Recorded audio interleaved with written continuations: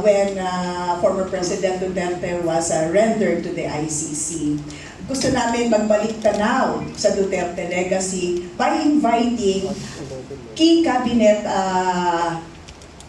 appointees, no?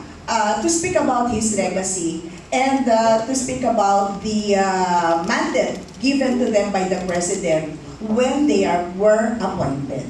So, to start off nga po, no, first, we want first to know from them is, after having served under the Duterte administration, what do they personally believe would endure even after kami, wala na tayo po, lahat kasi tayo appointees, no? Ano sa tingin po ba namin ang mag-e-endure after mawala na po kami sa mundo? So we start off po with Secretary Ben. Yes, Secretary.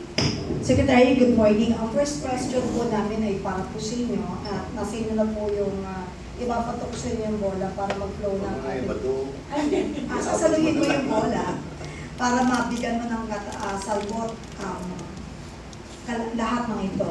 Ang first po is when President Duterte appointed you po as Secretary of Labor, what specific mandate did he give you regarding labor reform? What specific mandate did he give you regarding labor reform? Ay, okay. Ako, Benny, may tumatawag sa akin pero hindi ko muna si Secretary Maganda. Anyway, bago ko sagutin yun, alam mo, gusto ko malaman ninyo, nung nanalo si Pangulong Digong Duterte, nagkita kami. Ang una niyang sinabi ay, sabi niya, Bebon, komunista ka naman eh. Sabi sa akin, hindi naman boss, ako hindi, huwag mo na yung Pero pagpatuloy mo yung pagiging chairman mo ng GRP Peace Panel to continue the negotiation with the NDF-CPP and KITA. Siyempre, alam naman sabi ko, ayaw ko. Sabi ko, boss, ikaw ng presidente ngayon, hindi ako pwedeng tumanggi. Pero sabi ko sa kanya, boss, yung peace talk hindi ginagawa sa Pilipinas, ginagawa abroad. Noong panahon ni President Cory sa Netherlands, noong panahon ni President Ramos sa Netherlands, noong panahon ni GMA sa Norway. Kaya palagi kong biyahe ng biyahe. Kaya ka po, boss, kung gusto ko ako maging chairman, para naman hindi ako biyahe ng biyahe, gawin mo na rin akong ambassador. Yun, sabi ko. Para hindi na ako kailangan magbiyahe. Pag may peace talk, nandun na ako, makikipag-usap na lang ako sa kanila. O saan mo gusto? Sabi ko, boss, alam mo yung trabaho ng ambassador, yung alagaan yung mga Filipino citizen kung nasaan sila. Kaya ngayon ako, para hindi masyadong mabigat, may nahanap akong bansa na merong mga 120 Filipinos lang. 120 Filipinos lang ako. Ngayon yung 20 dyan, nasa embahada. So ang sikasuhin ko lang mga 100. So, sabi niya sa akin, saan yun? Sabi ko sa kanya, boss, sa Hungary, sa Budapest. Sabi niya, kaya gusto mo Hungary dahil magaganda doon ng mga babae. Sama na doon, boss. So sige, okay. Kaya chairman ka ng GRP Peace Panel at the same time ambassador to Hungary. O di okay na. Aba, pag-announce siya, iba naman. Sabi niya, in-appoint ko pa rin si Atty. Benyo bilang chairman ng GRP Peace Panel dahil siya na rin nandyan ng panahon ni Cory, panahon ni GMA, panahon ni Ramon. Kaya siya na lang magpatuloy. Pero in-appoint ko rin siya na labor secretary. Doon ako nabigla. Doon ako nabigla at nagulat, nagalit sa akin ang business ko.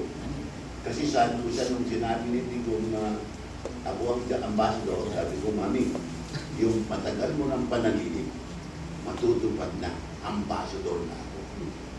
So, kung nung in-announce sa sekretaryo, sabi ko, anong bilang, pataka ka lang yan, bago ito Bisaya yan. Ayun, naging Secretary of Labor ako. And I don't regret being Secretary of Labor of President Duterte.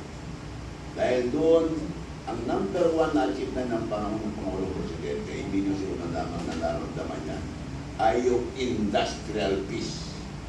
Nagkaroon ng katahimikan at kapayapaan sa labor sector ng panahon niya. Dahil talagang inalagaan niya ng mabuti.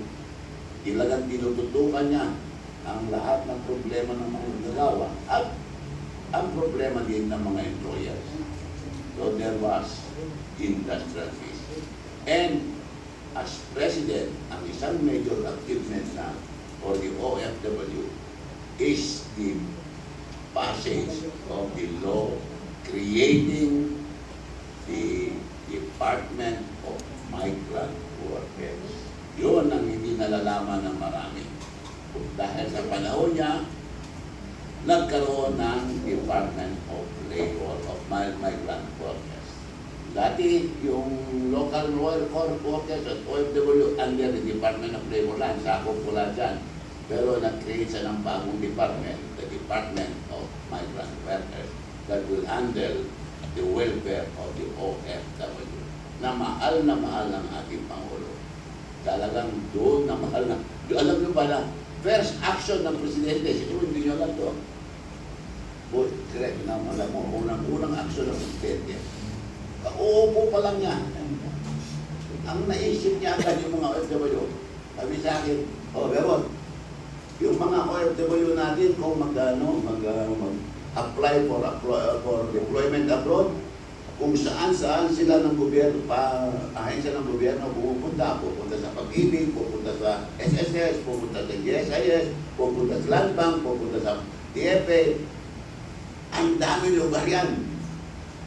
Hirap na hirap yung ating mga OFW. Ang gawin mo, lahat ng mga ahensya yan maglagay ng agency in one location.